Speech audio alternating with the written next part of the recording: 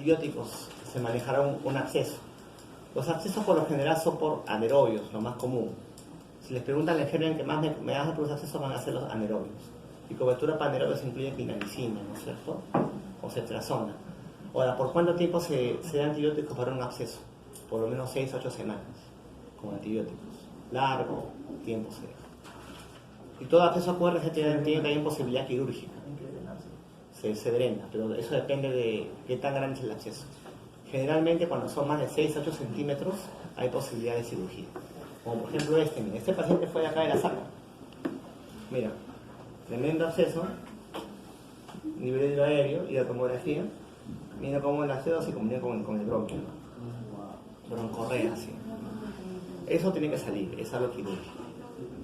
Entonces, manejo antibiótico por largo tiempo y manejo quirúrgico cuando es muy grande. Cuando es muy grande, un absceso punto de corte, dependiendo de lo que les enseñen, 6 a 8 centímetros. ¿Ah? ¿Cómo se manifiesta? Broncorrea. ¿Qué otro paciente clínicamente me da esputo purulento abundante, aparte del absceso? Broncorrea. Bronquiectasias. Por eso que en semiología, ¿se acuerdan? Les decían en neumo cuántas tazas de esputo bota el paciente. No les han dicho que pregunten eso, ya era para esto, pues. Para que se den cuenta, muchas tazas, puede ser broncorrea, un absceso bronquiectasia. Por eso es importante. ¿Qué otra complicación conoce de la neumonía?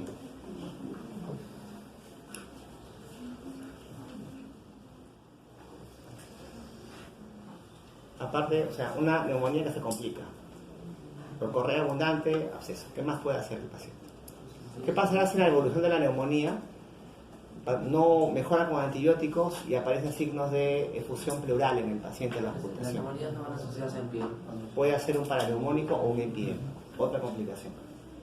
Efusión paraneumónica y empiema. No es lo mismo, les mencioné que las neumonías neumocócicas, más del 50% van con derrame paraneumónico. Eso es lo que se presenta. Pero la mayoría es un exudado estéril. O sea, es un líquido que con antibióticos solito se resuelve. No pasa nada. Cuando ese líquido ya se infectó, es una efusión paraneumónica complicada. Y cuando es pus franca, es empiema. O sea, no todo paraneumónico va a empiema y no todo empiema tiene como antecedente paraneumónico. La mayoría de paraneumónicos se quedan en exudados estériles, no complicados, que se resuelven solitos. Muy pocos dan empiema. Y no todo empiema tiene como antecedente paraneumónico. Por ejemplo, tienes un absceso pulmonar que se rompe la pleura y la pus se derrama en la pleura. Es un empiema que no pasó por paraneumónico. No hay una, digamos, correlación siempre. En el paraneumónico no complicado no hay problema. Con antibióticos el cuadro se solito. Se cura solo el paciente y no pasa nada. Pero basta que tengas invasión bacteriana, o sea, sea un paraneumónico complicado, un empiema, para que el manejo sea tubo de drenaje torácico. Esa pus se saca, se pone el tubo de tórax y antibióticos. La piedra angular del manejo del empiema o el paraneumónico complicado es que se drene la pus. Ahora, con el empiema no hay problema, no ves pus y está empiema, acá. Pero ¿cómo hace el diagnóstico del paraneumónico? Complicado, porque tanto el no complicado como el complicado es un líquido turbio muchas veces. ¿Cómo sabes que está infectado? Dirán fácil, ¿no? Gran cultivo, si crece algo ya pues está infectado. Pero el grano es sensible al 100%. Entonces, el indicador más sensible de complicación de un paraneumónico es el pH, el líquido pleural. Un pH líquido pleural menos de 7.2, yo ya asumo que está infectado. Así el cultivo no me salga nada. Si un paciente con neumonía, derrame paraneumónico, saco cultivo, no crece nada, pero pH menos de 7.2 está infectado. Paraneumónico complicado. Y también la glucosa. Ahora, ¿cómo se manifiesta? Igualito, una neumonía de mala evolución clínica en la cual aparecen signos de efusión pleural. Efusión pleural. Sospecho paraneumónico o empiema. ¿Cómo diagnostico? Toracocentesis, ¿no? Veo pus, empiema. Veo medio turbio, hay que diferenciar los dos. Diagnóstico. ¿Qué le pido para diagnosticar una neumonía? Primero, clínica. ¿Cuál es la clínica de la neumonía? Fiebre, disnea, tos, dolor torácico, esputo purulento, ¿no? Ya. Es importante. Correlación de tu clínica con tus... ¿no? en el paciente, lo que tú ves? 1, la clínica. 2, ¿qué examen sobre todo? Radiología. El diagnóstico es clínico radiológico, no es microbiológico. Ya, clínico radiológico. Clínica y la presencia de una consolidación, con o sin confirmación microbiológica. Entonces, ¿qué tengo que preguntarle al paciente? Presencia de fiebre, disnea, tos con esputo purulento o tos seca. ¿Ya? Es importante porque a veces acá pacientes que tienen fiebre plantean que tienen neumonía y ese paciente se encuentra así, se puede hacer respiratoria 15 por minuto, ¿no? ¿Cuál es su neumonía? Le digo, ¿no? O sea, tiene que haber correlación con lo que tú planteas. ¿Qué son necesarios los exámenes de aislamiento de gérmenes? ¿Cuándo se piden? Cuando son atípicos, uno, pero sobre todo cuando son pacientes críticos. Cuando son pacientes críticos con neumonías severas que pasan a UCI, deberías intentar aislar al germen con cultivo de esputo, hemocultivo. El cultivo de esputo tiene una sensibilidad de 60%, más o menos, depende de lo que tú leas. El hemocultivo de 25%, más o menos. ¿Qué más tengo para diagnosticar, para saber qué gérmenes? Antígenos urinarios. Hay antígeno urinario para legionela y también para el neumococo, para los dos. Pero lo piden pacientes críticos. Si es un paciente común y corriente que pasa acá, no son necesarios cultivos. ¿Qué más le puedo pedir en el laboratorio a este paciente que han visto, que pedimos o nos interesa? Un AGA, bueno, para ver la oxigenación, el pH, PCO2, ¿qué más? Hemograma, ¿no? Acuérdense, cuando empiezan antibióticos, ustedes lo revalúan al paciente a los 3 días. A los 3 días tiene que haber mejoría en el laboratorio. Aparte del hemograma, el AGA, ¿qué más? PCR. PCR de más de 150 se asocian a cuadros severos. Entonces, una forma de seguir al paciente con PCR. Viene con PCR, pues 500, pero antibióticos a 3 días está mucho menos y va bajando, va yendo a medicación. ¿Cuándo pido una placa de toras de control? O sea, diagnóstico clínico radiológico. Tiene neumonía. ¿Cuándo pido placa de control?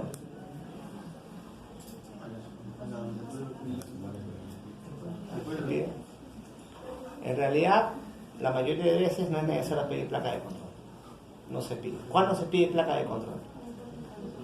Algunas guías mencionan que a partir de los 50 años deberías pedir una placa de control a la 6ª semana. Menos de 50 años no le pidas placa de control. Tienen que diferenciar dos cosas: la resolución clínica y la resolución radiológica. Clínicamente el paciente mejora en 3-5 días, se curó la neumonía y ya se va de alta sin antibióticos. Pero el infiltrado pulmonar puede persistir hasta 2 meses incluso, ¿no? Aún estás con tu mancha. ¿Qué pasará si en un paciente de más de 50 años que fuma, que va a tu guardia por neumonía, con ese infiltrado pulmonar, ese infiltrado le das su antibiótico, ya le das de alta, el paciente ya no tiene ni tos ni nada, pero regresa a la 6ª semana, por un control por ahí, se pide la placa y el infiltrado sigue siendo el mismo, pero ya no tiene clínica de neumonía, pero el infiltrado sigue persistiendo más de 6ª semana. Uno de más de 50 años que fuma, ¿qué pensará que es ese infiltrado? Fibrosis. No. Debe ser. ¿El cigarrillo va más con TBC o con qué va? Con EPOC. El EPOC me ha infiltrado. Neoplasias, cáncer. Ya, o sea, infiltrados radiológicos de neumonía que no se resuelven, tienen que empezar en otra cosa. Y otra cosa, sobre todo cáncer, en más de 50 años. O sea, en menos de 50 años, cuando ustedes les dan una neumonía, la primera placa y punto, te olvidas del asunto. Si quieres, pídete después tu placa, ¿no? Pero no es necesario. En cambio, en la mayoría de 50 años, como tienen más posibilidad de neoplasias, pídenlo. Porque puede ser por ahí que haya sido una neoplasia que se ha sobreinfectado, hecho neumonía. Y el infiltrado no se resuelve, o sea, un infiltrado persistente. Más allá de la 6ª semana, en un mayor de 50 años, buscan otras causas del infiltrado, después de que sea sobreinfectado. ¿Se acuerdan clínicamente qué hacían para neumonía? cómo examinaban al paciente la ciencia 33. Todo eso para que lleguen al internado y pongan simplemente MB, pasa bien en HT, ¿no? Y ya muera por completo todos sus exámenes pulmonares. Es importante, no ha sido clínico. Las pruebas que contamos, mira, todo lo que se le puede pedir, hemocultivo, cultivo de esputo, antígenos urinarios, sobre todo en qué pacientes, mira, admitidos a uso. Pacientes críticos le pides cultivos y bases de área de germen. En eso no es necesario. ¿Hasta cuándo persiste el infiltrado radiológico? Una cosa es cura clínica, otra cosa cura radiológica. Mira, vamos a ver lo más común. Neumonía neumocócica, no bacterémica. El infiltrado tarda en resolverse 1 a 3 meses y no deja secuela. O sea, el infiltrado, la resolución varía de acuerdo a cada germen. No va a desaparecer a la semana el infiltrado, de lenta resolución. ¿En quién te preocupas? Si persiste más allá de la sexta semana, dicen 1, otros dicen 7, en mayores de 50 años. O sea, una cosa cura clínica, otra cosa cura radiológica. Manda la cura clínica, sobre todo en los menos de 50 años. Y acá mira, incluso gérmenes como por ejemplo Staphylococcus aureus tardan más y dejan secuelas. Daño residual, abscesos, cavidades, ¿no es cierto? Fibrosis pulmonar. A ver. Esta es pregunta de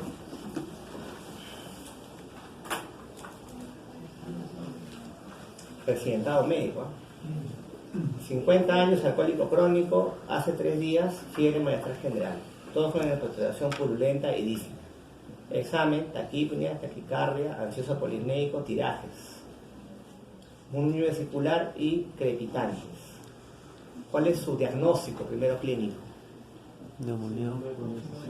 Síndrome de condensación, probablemente por una neumonía.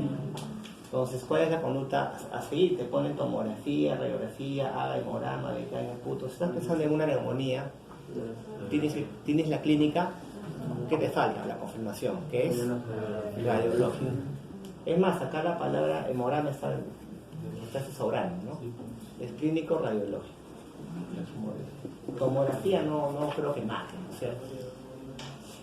Quizás la C algunos se pueden confundir, ya, pero es clínico radiológico. En realidad yo le pediría a esta gente de cosas, le pediría placa, un AGA y un hemograma, ¿no? El AGA, porque es importante acá, porque viene con mucha dificultad respiratoria, está con ese politiraje, ¿no? Pero nos basamos en diagnóstico clínico radiológico. Diagnóstico de neumonía necrotizante por Klebsiella, hallazgo radiológico característico. Ya. No vean la respuesta primero. ¿Qué germen me da una consolidación global? Multilobar. Haemophilus influenza, no es influenza, Haemophilus influenza. Influenza es virus. Esos múltiples. Estafilococo. Absceso y crecimiento visceral. Klebsiella. Infiltrado alveolo intersticial, legionela micoplasma, también me puede dar esa consolidación en micoplasma, no es tampoco tan intersticial, pero la cosa que sirve es un agente atípico, ¿no es cierto? El último. ¿Sabes? Sencilla las preguntas, ¿no? ¿Por qué tantos problemas? Ya. ¿Cómo sabes tú de que un paciente tiene que hospitalizarse? ¿Cómo tú decides esta neumonía se hospitaliza? Esta se va a su casa. ¿Qué datos deberían saber ustedes para mandar a su casa o no una neumonía? Edad, comorbilidades, ¿qué más? Saturación, ¿qué más? PCO2 o el PO2. En todo caso, por ejemplo, ¿en qué pacientes solo hay días no se tiene que darse? ¿En qué pacientes les dirías? Tiene que darse hospitalizado. Me dices tú, las comorbilidades, por ejemplo, ¿qué pacientes deberían quedarse?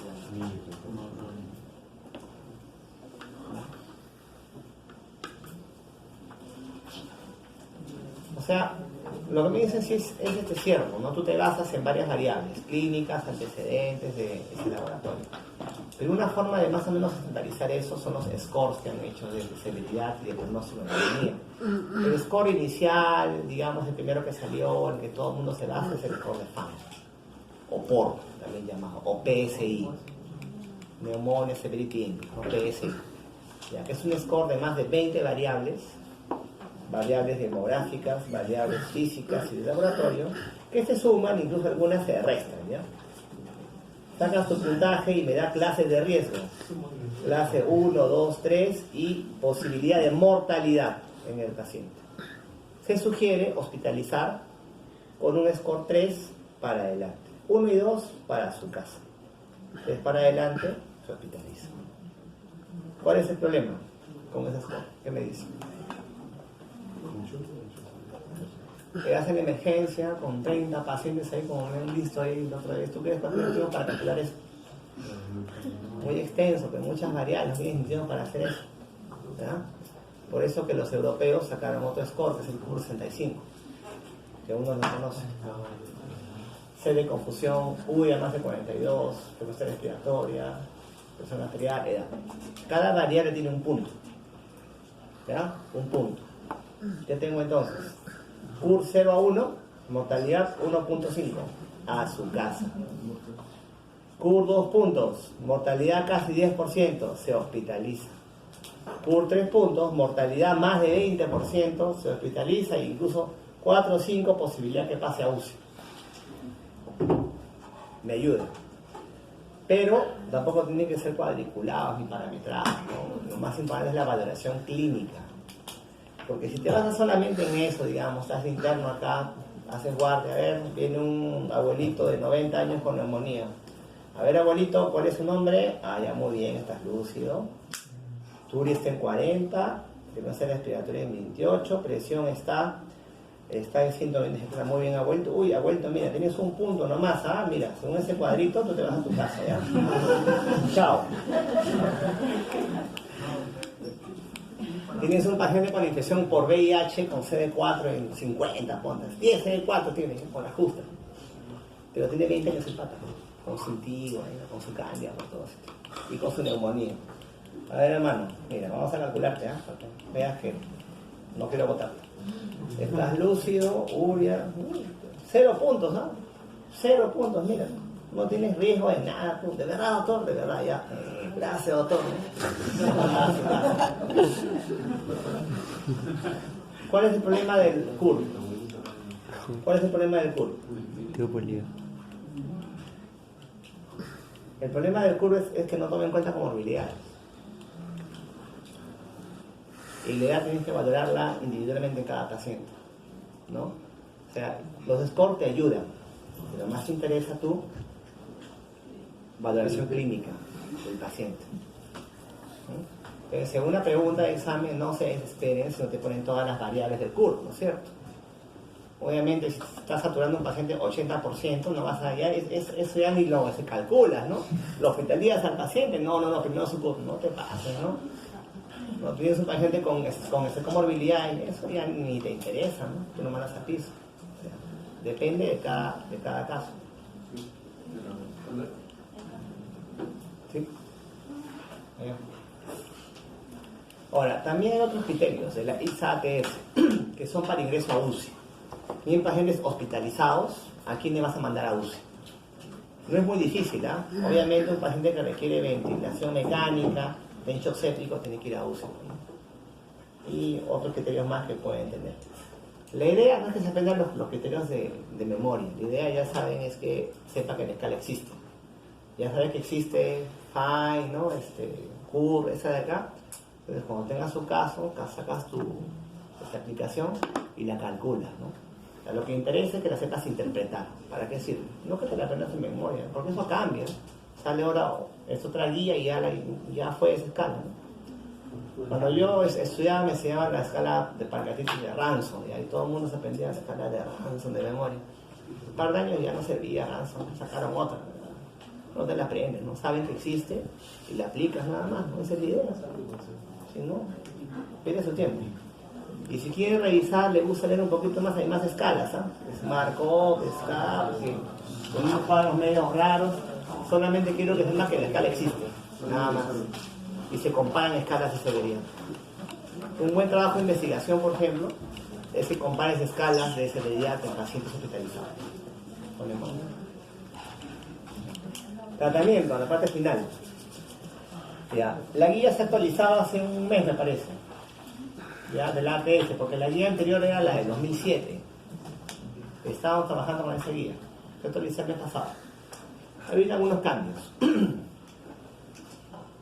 Manejo ambulatorio primero, o sea, pacientes que van a su casa, ya sea por CUR 0 un punto, porque tú lo ves bien y le mandas a su casa.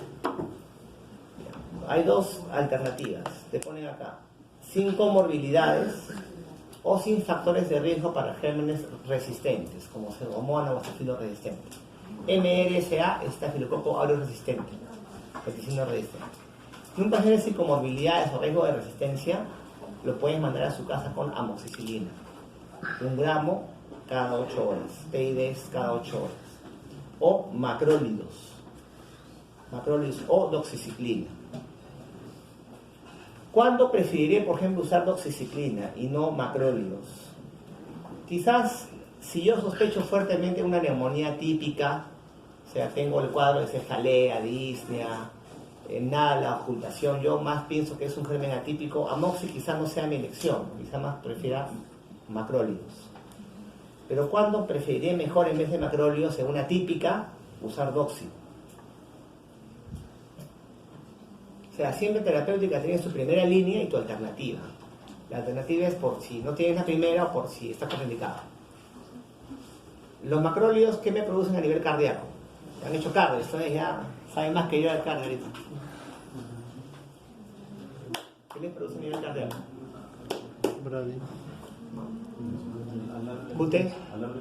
QT largo. ¿Y QT largo qué me produce? La carga ventricular. Tú sabes de pongo enfermedades ventriculares, ¿no? Monodas polimorfas, ya. Muy bien, entonces, un paciente con un QT largo, con una arritmia, ¿le daría macrólidos? Doxi. Alternativa.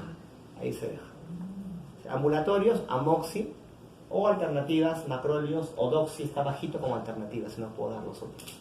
Preferiría amoxi, ponte, si clínicamente es una consolidación, pues yo los oculto pepitate, consolidación, hemococo, amoxi.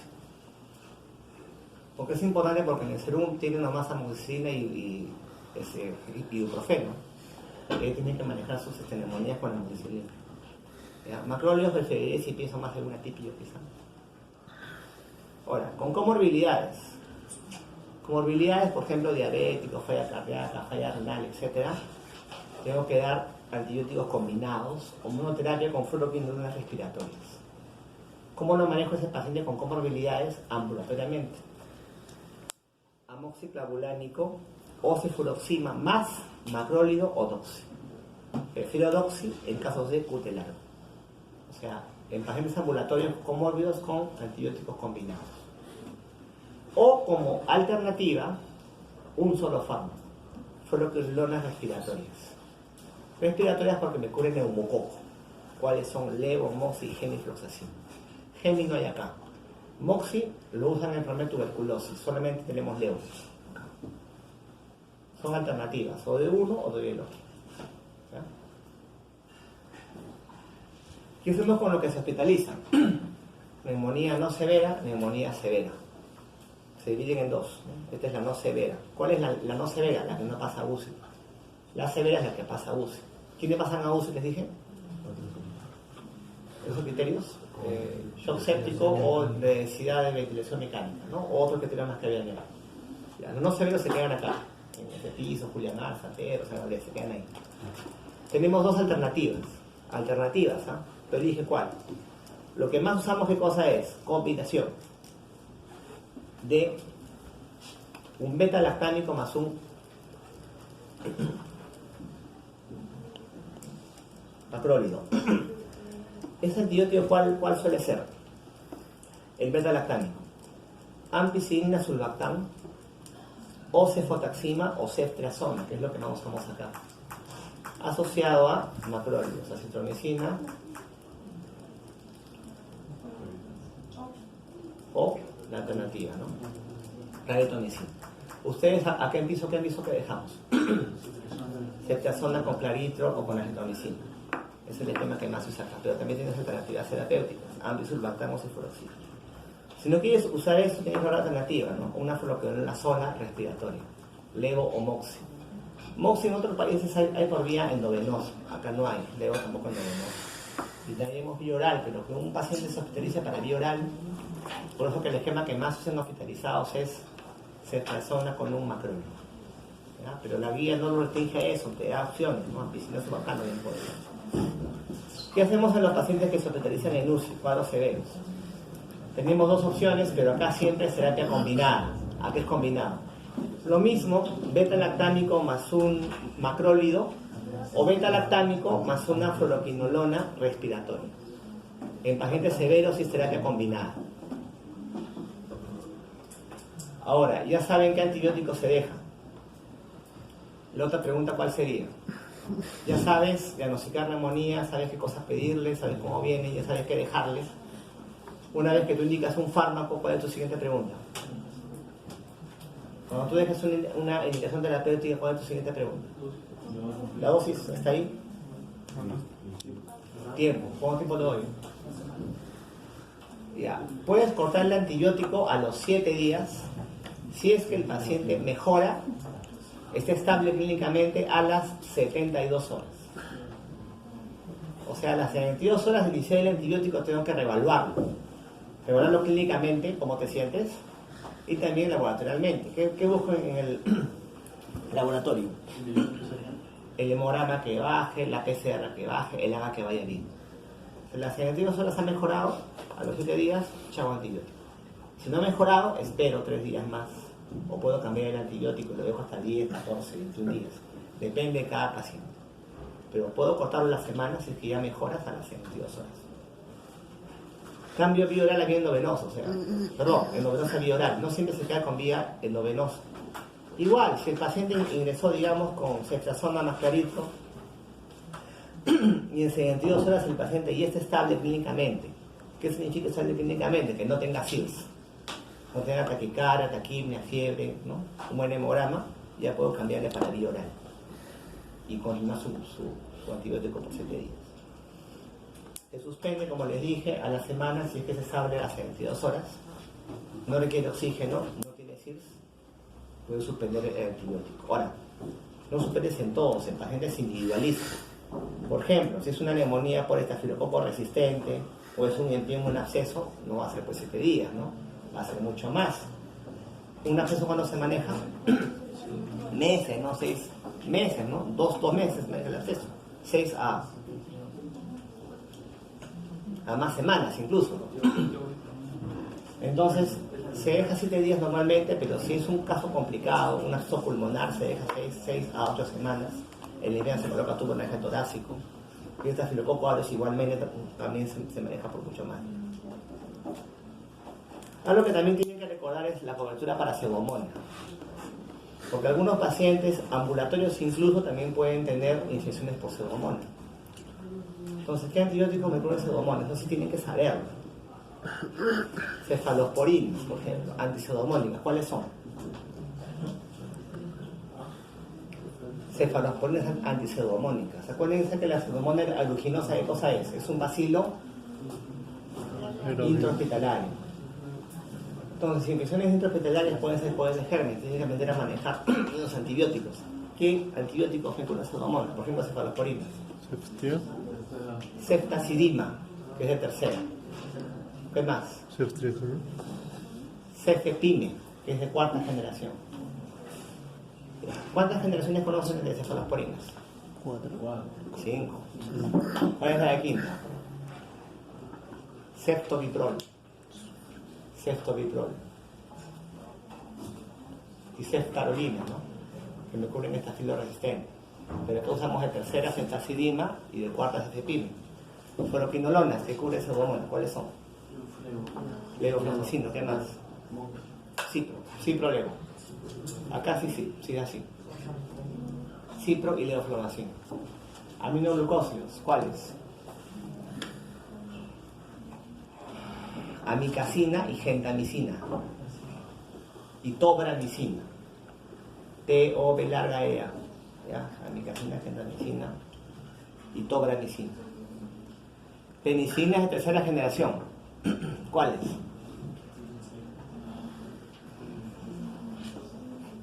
Piperacilina con tazobactam. Pipetazo, ¿no? Habla como reciente, pipetazo. ¿Cuál más? Y la ticarcilina con ácido clavulánico. La ticarcilina con ácido clavulánico. Carrapenén, le he seguido con 2. Ni penemeropenén. Justo, ¿no? ¿Cuál es el otro? Y mimero. Tiene que ser antibióticos, o sea, si no estamos mal. Ahí con este morón a la fuerza van a tener antibióticos. Y con Félix también.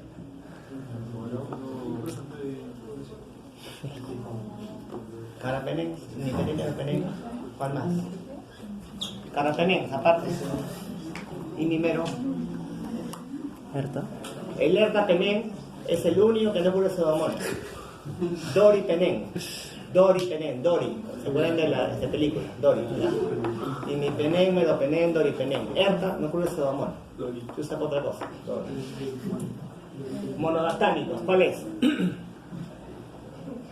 Solo hay uno. Astronan. Se puede relacionar. Ya, van a buscar ustedes aparte para que usamos Astronan. ¿Cuál es la indicación? Polimicinas. ¿Cuál es una polimicina? La colistina. La colistina es una polimicina. ¿Para qué usamos colistina? Para pseudomonas resistentes a carrapenenes. Esas que bajan de UCI para el lado de Cucho, así que pacientes hasta las patas ahí.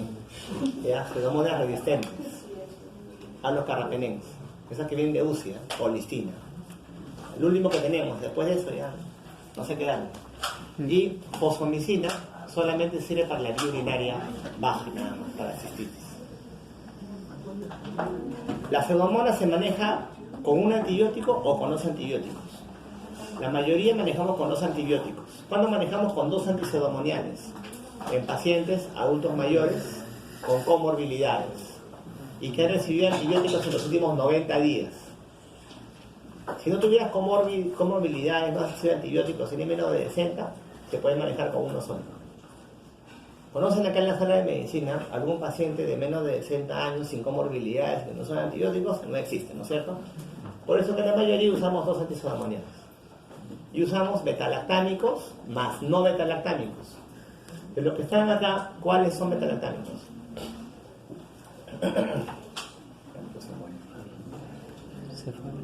Cefalosporina, ¿qué más? Penicilinas, carrapenén, monodactam, son betalactámicos. O sea, combino un betalactámico con un no betalactámico. Por ejemplo, combino ceftazidima con ciproconamicacina. Combinación. Por último, si es que tengo suerte y aíslo un germen, doy antibióticos específicos para el germen.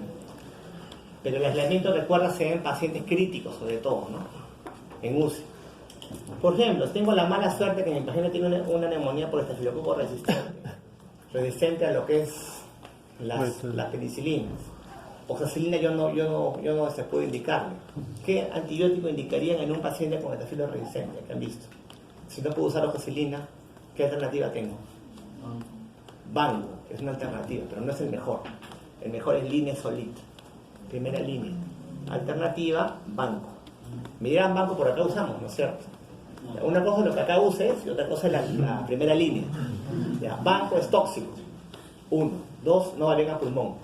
Line no es tóxico, va bien a pulmón. ¿Qué es mejor? Line. Tengo line, marco line. Le doy line. No hay line, marco banco, ¿no es cierto? Claro, o sea, alternativa. Entonces, gérmenes, cuadro de cada germen, diagnóstico, ya saben cómo manejar. La pregunta, para acabar. A ver, no, ese ya no son fijas. Tenemos que modificarla. Es muy importante, muy importante. A ver, 26 años, acude con 2 días de enfermedad caracterizada por fiebre, tos productiva y disnea. al examen se encuentra crepitantes en desenvase derecha. Taquipnéico, hemodinámicamente estable, satura 94%. La placa infiltrada alveolar basal derecho. Diagnóstico. Diagnóstico del paciente. Estamos en clase de neumonía. Tiene neumonía. Ya, muy bien. ¿Tiene neumonía? Tiene neumonía, ¿no? ¿Tiene alguna característica en especial ese cuadro clínico, algo distintivo del resto? ¿O es un cuadro común y corriente de neumonía? ¿Es un cuadro común y corriente, sí o no? Sí, ¿no? Ya. Entonces, ¿qué hace con el paciente? Tiene dos alternativas. O sea, acá hay tres respuestas, ¿no? O lo mandan a su casa, o lo hospitalizas, o porque todo es tuberculosis. ¿Cuál primero es la que tú no marcarías? ¿La E? No, TB te viene cuando tiene enfermedad. ¿Cómo te viene a TB? Más de 15 días. Tiempo, ¿no? Mes, 2 semanas, ¿no? Tos seca, productiva, fiebre bajo grado. En cambio, los cuadros agudos de neumonía vienen con el paciente tóxico. Fiebre alta, esputo purulento, mal estado general. Tuberculosis es algo de lenta progresión. Por eso cuando tengan ustedes un infiltrado pulmonar alveolar considerable en un paciente casi asintomático, tú pensarás que es una neumonía por un germen como un hemófilos, un neumococo. Vas a pensar en un germen como tuberculosis, ¿no? Esos cuadros neumónicos crónicos, lentamente evolutivos más corresponden a tuberculosis, ¿no? Un neumococo me da un cuadro mucho más agudo. Ya, ¿a este paciente lo vas a hospitalizar o lo vas a manejar ambulatoriamente? Ambulatoriamente. ¿Es necesario que calcules acá el SECUR? Bueno, no te dan datos, ¿no? Pero tú lo ves joven, satura bien, lo mandas a su casa. Entonces, la respuesta podrá ser la A para B. ¿Cómo lo manejarías? Acitromicina. Muy bien. Sí, pero recuerda, no sirve para gérmenes respiratorios como neumococo, sirve para pseudomonas, pero no para neumococo. Si le podría dar, quizás, ¿con qué clave podrías confundirte acá? ¿Con qué otra fluoroquinolona? Levo, Moxi, ahí sí quizás estarías en duda, ¿no? No sabrían qué cosa marcar, ¿no? Y la última, a ver, 35 años, VIH sin targa, acude por 4 días de enfermedad, disney, escalofríos, tos purulenta. La placa con consolidación va a ser la izquierda, saturación 90%. ¿Se hospitaliza o no se hospitaliza? ¿Por qué? VIH se hospitaliza, muy bien. Sin targa encima, no con targa podrías pensarlo incluso, no ya, pero sin targa se hospitaliza. Entonces la A no puede ser, ¿no? No va a ser nada a su casa, ya. La E siempre es TB, ¿no? Si hubiera pues 2 meses, hemoptisis, una cadenita por ahí, ya, quizá TB, ¿no? Y me queda D, C y D, ¿no? ¿Acá cuál marcaría? La D, ¿no? ¿Por qué? Porque estamos en neumonía. Bueno, porque es una neumonía que se hospitaliza y el esquema es ese, ya. ¿Cuándo marcaría la D? La D, ¿cuándo marcaría la D? ¿Cuándo marcaría la D? O sea, ¿qué le cambiarías al enunciado para marcar la D? ¿La saturación? Cotrimoxazol. ¿Cuándo marcarían Cotri?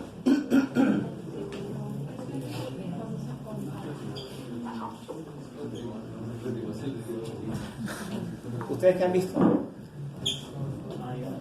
Los pacientes lo saben, no hemos hablado todos los días de eso.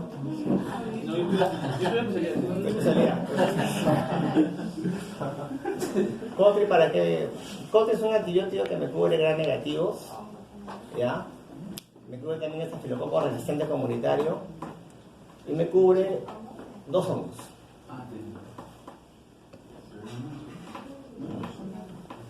Neumocistis, ¿sí? Es alternativa, sí, cuarta línea para paracoxidomicosis, ya, pero sobre todo neumocistosis. Ahora, ¿qué le pondría en la escena clínica del paciente para que marquen cotrimoxazol, ¿no? El patrón radiológico de la neumocistosis no es la consolidación, es un patrón intersticial bilateral. Un patrón intersticial bilateral es como se dice con neumocistosis. VIH con patrón intersticial bilateral, neumocistis, a ciegas, cotrimoxazol. Pero tiene consolidación basal, eso es un neumococo. Aparte, cuando tienes un paciente de VIH con compromiso pulmonar, vas a pensar en 3 cositas, neumonía neumocócica, neumocistis, tuberculosis. Las 3 cosas, lo más frecuente. Una neumonía común y corriente es un cuadro agudo con una consolidación.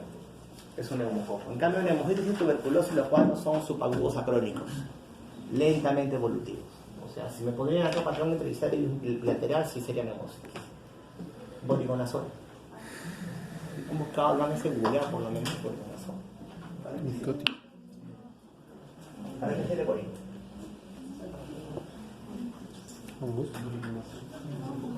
Antibióticos estamos mal, ¿ah? Estamos hongos, ya, por lo menos han dicho hongos. Ya, no he dicho virus, ya, hongos. ¿Qué hongo? Bueno, ¿cómo actúa? Les pregunto cómo actúa. ¿No? Ergosterol, parece hablar de... Como todos los dimicóticos, ¿no es cierto? Muy bien, estamos por ahí. Ya. Van a leerse ustedes, porque es parte de lo que van a ver en estas semanas, aspergilosis pulmonar. A mi grupo sobre todo, me van a revisar las formas clínicas de aspergilosis pulmonar. Es producido por Aspergillus fumigatus, entre otros aspergillus, porque son varios, Niger, Flavus, Terry, ya, pero el más común es el fumigatus. Ese hongo se encuentra en el ambiente, las pigas. Acá, tocar las pigas a cada rato. No te hace daño, porque hace daño en 2 pacientes, en los que tienen patología pulmonar previa y en los inmunosuprimidos. Esos están fregados. Se expresa de varias maneras. Les voy a dar un poquito de eso. Por ejemplo, la forma más común de aspergilosis es el aspergiloma, una bola de hongos en una cavidad que me dé hemoptisis. En los asmáticos se da la forma broncopulmonar alérgica, como los que pasa proximales. En los inmunosuprimidos se da la forma invasiva, aspergilosis invasiva. ¿Quiénes hacen aspergilosis invasiva? Inmunosuprimidos. Sobre todo que inmunosuprimidos neutropénicos. No tanto VIH, también es, pero más como neutrófilos bajos. ¿Y cómo sospechas en ese caso? Miren, para que se den cuenta, son pacientes neutropénicos. O sea, tu pregunta de examen empezaría: paciente neutropénico con neumonía, que le dio antibióticos y no mejora. Un paciente inmunosuprimido con un compromiso pulmonar, con una neumonía, no juego pues con ceftriaxona, citodefente, le meto, no, pero van con medicina al paciente porque es un paciente inmunosuprimido, ¿no? Digamos que tengo a ese paciente con una neumonía, inmunosuprimido, mero banco le meto. 3-5 días no mejora. ¿Qué pensaría? Mero banco, o sea, lo mejor que tengo acá, no mejora el paciente. Ya, ¿qué será? No sé, señora, que seguirlo más. ¿Qué cosa va para esta gente? O sea, por lógica, ¿no? Tengo una neumonía supuestamente bacteriana que le doy antibióticos y no mejora. O sea, si no mejora con un antibiótico que me mata a la bacteria, ¿qué puedo pensar?